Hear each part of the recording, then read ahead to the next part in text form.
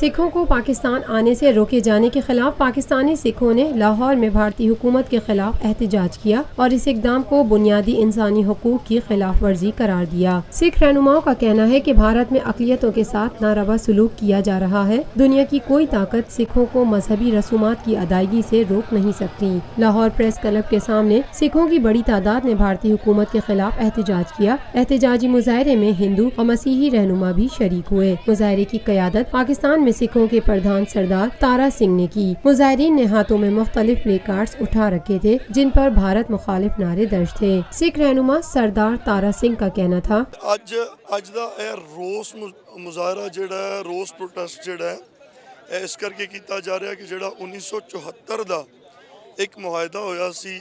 ਦੇਖੋ ਗੁਰੂ ਅਸਥਾਨ ਨੇ ਸ੍ਰੀ ਗੁਰੂ ਨਾਨਕ ਦੇਵ ਜੀ ਮਹਾਰਾਜ ਦਾ ਜਨਮ ਅਸਥਾਨ ਜਿਹੜਾ ਹੈ ਉਹ ਸ੍ਰੀ ਨਨਕਾਣਾ ਸਾਹਿਬ ਪਾਕਿਸਤਾਨ ਦੇ ਵਿੱਚ ਹੈ।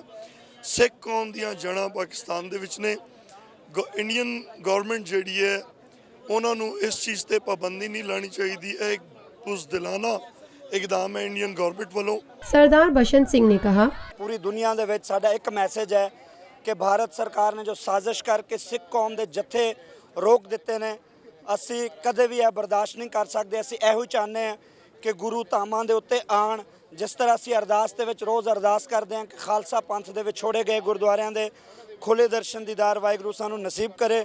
ਸੋ ਪਾਕਿਸਤਾਨ ਸਿੱਖ ਗੁਰਦੁਆਰਾ ਪ੍ਰਬੰਧਕ ਕਮੇਟੀ, ਪੰਜਾਬੀ ਸਿੱਖ ਸੰਗਤ, ਵੈਕਿਊ ਟਰਸਟ, ਪ੍ਰਾਪਰਟੀ ਬੋਰਡ और गवर्नमेंट पाकिस्तान वालों ਜਿਹੜੀ भारत ने ਸਾਡੇ ਕੋਲ मजहबी आज़ादी छीनने की कोशिश की है, असी अज उनके खिलाफ जमा हैं। एहतजाजी मुजाहरे में लाहौर समेत ननकाना साहब और पेशावर से भी सिख यात्री शरीक हुए। Lotus Lake Towers, a groundbreaking endeavor by Lotus Properties.